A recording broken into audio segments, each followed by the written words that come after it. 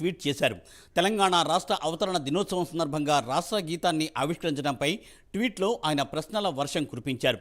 ప్రముఖ కళాకారుడు ఆలె లక్ష్మణ్ తయారు చేసిన రాష్ట్ర రాజముద్రలో తెలంగాణ చరిత్రకు, సాంస్కృతిక వారసత్వానికి, గంగా, జమున, తహజీబుకు ప్రతీకలైన కాకతీయ తోరణం చార్మినార్ ఉంటే అది రాచరిక పోకడనట.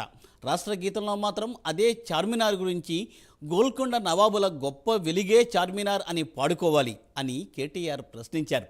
రాష్ట్రంలో పరిపాలన చూస్తుంటే పిచ్చోడి చేతిలో రాయిలా మారినట్లు ఉందని కేటీఆర్ వ్యాఖ్యానించారు.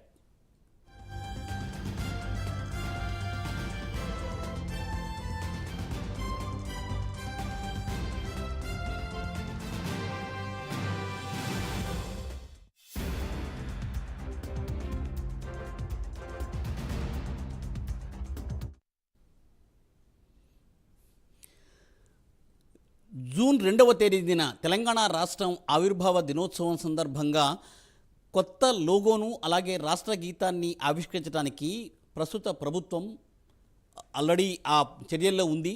అయితే దీనిపై కేటీఆర్ సంచలనమైన వ్యాఖ్యలు చేశారు.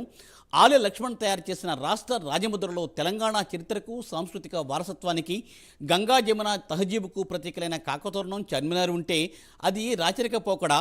రాష్ట్రంలో గీతం మాత్రం అదే చార్మినార్ గురించి, గోల్కొండ నవాబుల గురించి గొప్ప వెలిగే చార్మినార్ను పాడుకోవాలి. ఇది ఏంటి అని కేటీఆర్ ప్రశ్నించారు. దీనిపై మరింత సమాచారాన్ని మా ప్రతినిధి చందు అందిస్తారు. చందు. మూర్తి, జూన్ 2వ తారీఖు తెలంగాణ రాష్ట్ర ఆవిర్భావ వేడుకలు ఘనంగా నిర్వహించాలని ప్రభుత్వం నిర్ణయం తీసుకున్న నేపథ్యంలోనే రాష్ట్ర చిహ్నాన్ని మార్చాలని కూడా ప్రభుత్వం ఆలోచన చేస్తుంది. అదే విషయాన్ని ఈరోజు ఢిల్లీలో ముఖ్యమంత్రి రేవంత్ రెడ్డి చిట్చాట్ చేస్తూ కూడా రాచరిక గుర్తులను కూడా చెరిపేస్తాం, మేము కొత్తగా చిహ్నాన్ని తీసుకొస్తామని చెప్పారు. దీనిపై TRS party working president KTR సంచలన ట్వీట్ చేశారు. ముఖ్యంగా ముఖ్యమంత్రి 2.5 వైఖరిని మూర్ఖపు ఆలోచనతో ముందుకెళ్తున్నాడంటూ కూడా ఆయన మండిపడ్డాడు. ముఖ్యంగా కాకతీయ కళాతోరణంపై రేవంత్ రెడ్డికి ఎందుకంత కోపం, చార్మినార్ చిహ్నం అంటే మీకు ఎందుకంత చిరాకు, అవి రాచరిక గుర్తులు కాదు అంటూ కూడా ఆయన చెప్పారు. ముఖ్యంగా 1000 ఏళ్ల సాంస్కృతిక వైభవానికి చిహ్నాలు, వెలకట్లేని తెలంగాణ అస్తిత్వానికి కూడా అవి ప్రతీకలు అంటూ కూడా ఆయన చెప్పారు. జయ జయ హే తెలంగాణ గీతంలో ఏముందో అసలు రేవంత్ రెడ్డికి తెలుసా? కాకతీయ కళాప్రభల కాంతిరేఖ రామప్ప, గోల్కొండ నవాబుల గొప్ప వెలిగే చార్మినార్.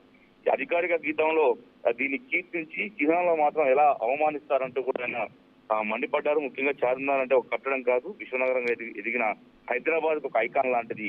కాకతీయ కళాతోరణం అంటే ఒక నిర్మాణం కాదు, సిరి సంపదలతో వెలుగొందిన ఈ నేలకు నిలవ సంకేతం అంటూ కూడా ఆయన చెప్పుకొచ్చారు. తెలంగాణ అధికారిక చిహ్నం నుండి వీటిని తొలగించడం అంటే తెలంగాణ చరిత్రను చెరిపేయడమే, 4 కోట్ల ప్రజలను గుండెలను కూడా గాయపరచమే అంటూ కూడా ఆయన ఆవేదన వ్యక్తం చేశారు. ముఖ్యంగా కాంగ్రెస్ పాలిస్తున్నటువంటి కర్ణాటక అధికారిక చిహ్నంలోనూ రాజరికపు గుర్తులున్నాయి, మరి వాటిని కూడా తొలగిస్తారని చెప్పాలని కూడా ఆయన డిమాండ్ చేశారు. ముఖ్యంగా భారత జాతీయ చిహ్నంలో అశోకుడి స్తూపం నుంచి స్వీకరించిన 3 సింహాలున్నాయి, జాతీయ పతాకంలో ధర్మచక్రం ఉంది, వాటి సంగతి ఏంటో కూడా సమాధానం ఇవ్వాలని కూడా ఆయన ప్రశ్నించారు. ముఖ్యంగా కాకతీయ కాలంలో నిర్మించిన చెరువులను పూర్తి చేస్తారా? ఒకప్పుడు రాజరికానికి చిహ్నంగా ఉన్న అసెంబ్లీని పూర్తి చేస్తారా? ఇవాళ తెలంగాణ గుర్తులు మారుస్తామంటున్నారు. రేపు కొట్టాడి తెచ్చుకున్న తెలంగాణ సరిహద్దులు కూడా చెరిపేస్తారా అంటూ కూడా ఆయన మండిపడ్డారు.